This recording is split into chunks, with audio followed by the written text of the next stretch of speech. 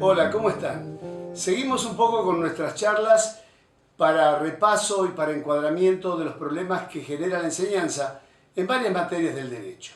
Y muchos alumnos me buscan y me preguntan cuando estoy en la facultad sobre un tema muy delicado que es el de los privilegios en los procesos concursales. Es un tema siempre complejo, es un tema áspero para poder entenderlo. Y yo he tratado de inculcarles la idea de que vean esto desde una perspectiva general, es decir, desde una perspectiva estructural. Y es lo que vamos a tratar de hacer en unos minutos ahora, juntos. ¿El privilegio qué es?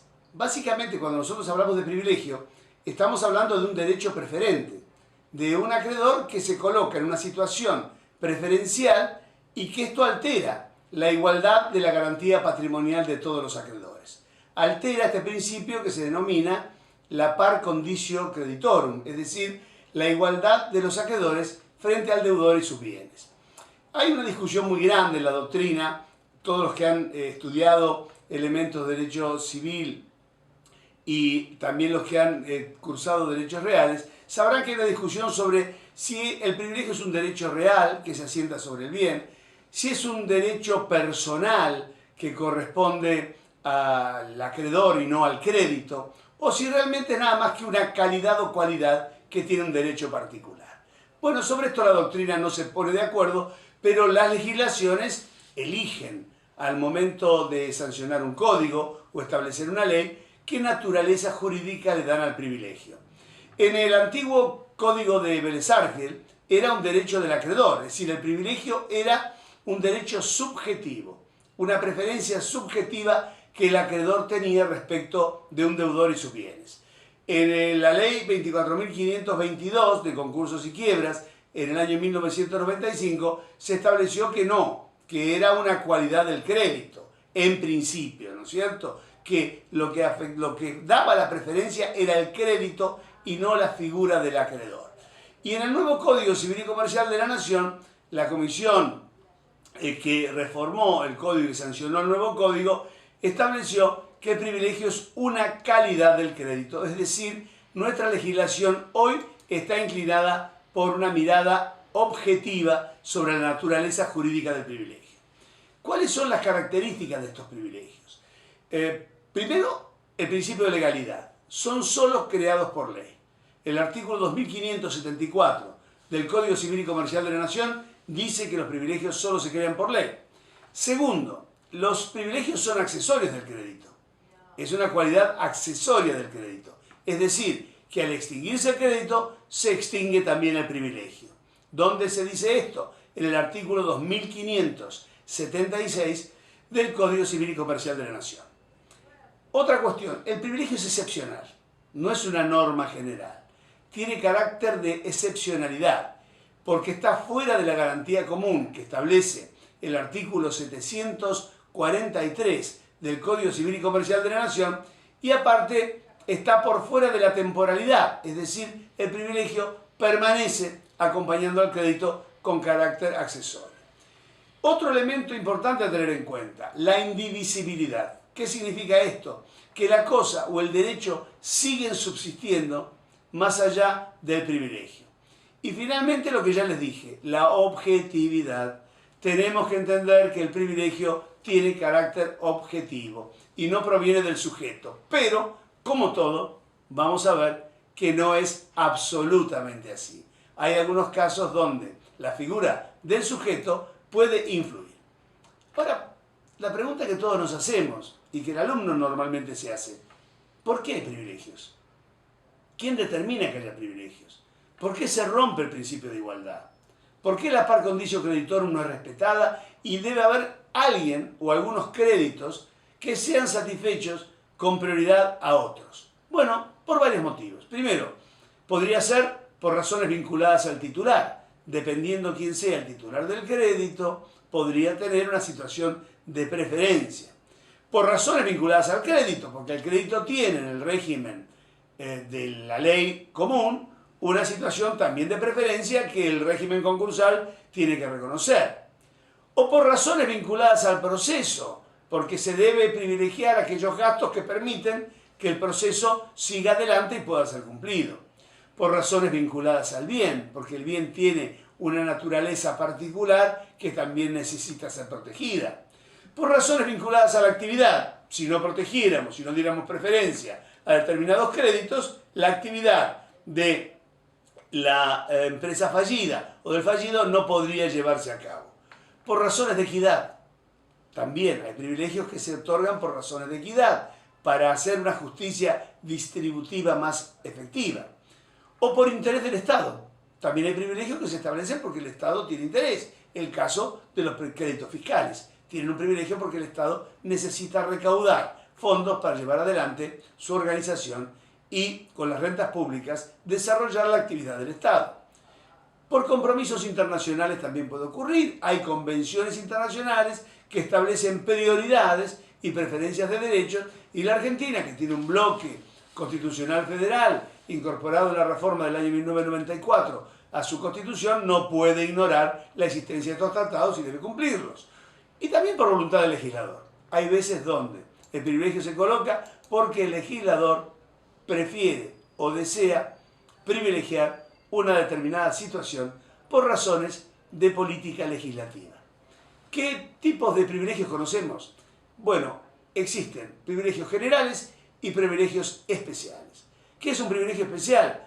El privilegio especial es aquel que tiene preferencia para el cobro de los créditos sobre la base del producido de bienes particulares que se llaman bienes de asiento del privilegio y que en cada caso se indica por la legislación general en el Código Civil y Comercial de la Nación y por la legislación especial en el artículo 241 de la Ley de Concursos y Quiebras. Es decir, yo tengo un privilegio especial cuando mi crédito tiene protección o está asentado sobre un determinado bien que al realizarse y venderse y liquidarse hace que yo del producido de esa venta cobre primero que el resto de los acreedores. El caso de la hipoteca, el caso de la prenda, el caso de algunos privilegios laborales sobre bienes que están en el establecimiento de producción. Y después están los privilegios generales, que tienen una preferencia no ya sobre bienes particulares, sino sobre la totalidad de la masa de dinero que se va a recuperar en la liquidación, en la quiebra, luego que se hayan pagado, por cierto, todos los créditos con privilegio especial y todos aquellos créditos que fueron necesarios para que el proceso concursal se pudieran llevar adelante, que se llaman los créditos del concurso, aquellos gastos necesarios para que el proceso pueda cumplirse. ¿Son las únicas preferencias que hay estas? No. También hay otras preferencias en la ley que no se llaman necesariamente privilegios, pero que dan una preferencia de cobro.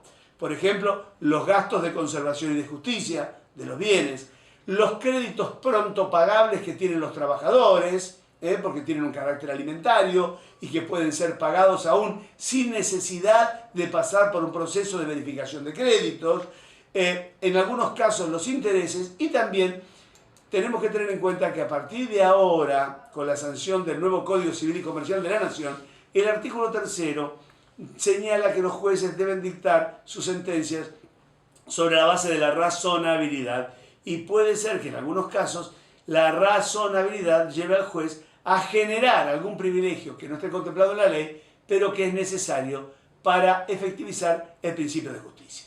¿Cómo se armó este sistema de privilegios en la ley? Bueno, antes estaba muy disperso, teníamos en el Código Civil, en las leyes especiales. Lo que intentó hacer el Código Civil y Comercial de la Nación es unificar y decir, miren, unifiquemos los privilegios que tiene la ley concursal, la ley laboral, y trasladémoslos al Código Civil y Comercial de la Nación. Entonces, con una gran similitud, en los casos individuales, donde no hay concursos y quiebras, las preferencias, ¿quiénes los van a dar? Los artículos 2573 a 2586 del Código Civil y Comercial de la Nación, que dicen cuáles son las preferencias y en qué casos. Y en los procesos universales, lo que digan los artículos 43 y 239 a 250 de la ley 24.522 de concursos y quiebras.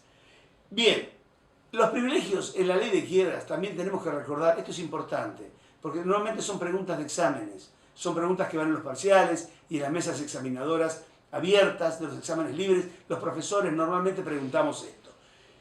¿Cómo son los privilegios? La respuesta es, son un orden cerrado en principio. Los créditos privilegiados en el concurso preventivo mantienen su graduación en la quiebra y ello incluye a los gastos de conservación y de justicia.